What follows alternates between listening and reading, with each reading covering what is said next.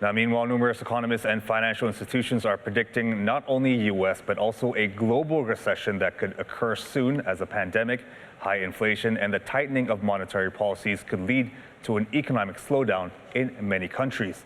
However, in the face of these risks, economists believe that Indonesia can still withstand the impact of a global recession.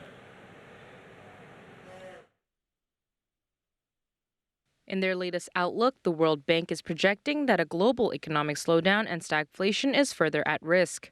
World Bank President David Malpass said that for many countries, recession will be hard to avoid.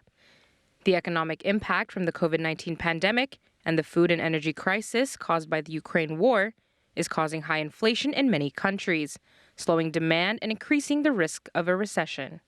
A number of economists are predicting that the U.S. could soon enter into a recession. Chief economist of Bank BCA, David Sumual, is predicting that there's a 60% chance the U.S. could enter a recession in the next 12 months. I think the chances of recession at 60% in the next 12 months.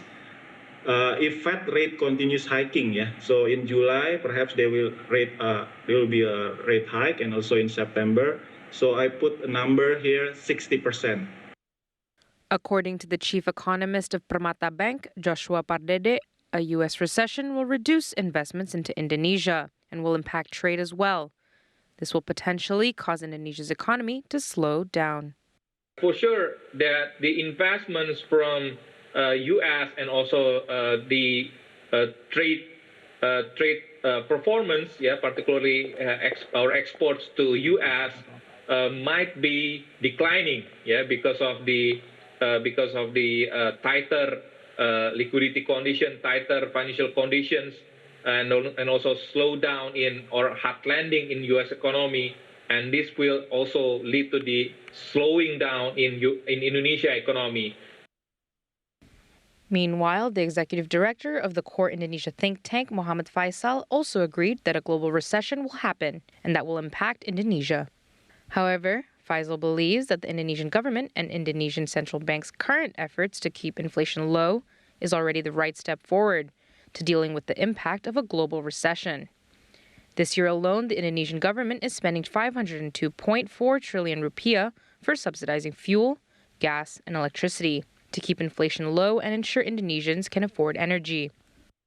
Untuk mengantisipasi potensi menularnya inflasi, menularnya resesi dari global, dari Amerika ke Indonesia, memang perlu kekompakan, soliditas, bauran kebijakan tadi antara fiskal dan moneter karena resesi ini sudah bukan lagi masalah apakah akan terjadi atau tidak. Jadi perdebatannya itu lebih kepada sekarang sudah pasti terjadi, tinggal seberapa dalam nanti resesinya dan seberapa lama begitu yang perlu diantisipasi itu jadi jangan sampai kemudian inflasinya ini menjadi tidak terkendali oleh karena itu beberapa kebijakan pemerintah kemarin seperti keputusan untuk kemudian menambah anggaran untuk subsidi dari sisi fiskal misalnya nah ini dimaksudkan adalah supaya untuk yang komponen energi yang disubsidi ini harganya tidak meningkat jadi at least tetap untuk yang Pertalite, BBM, LPG yang 3 kg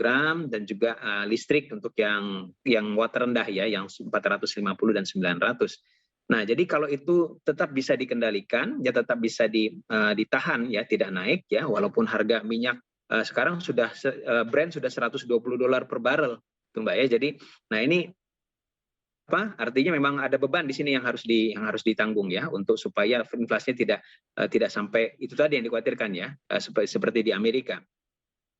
Unlike many countries, inflation in Indonesia is still at relatively low levels. In May, Indonesia's annual inflation came in at 3.55%.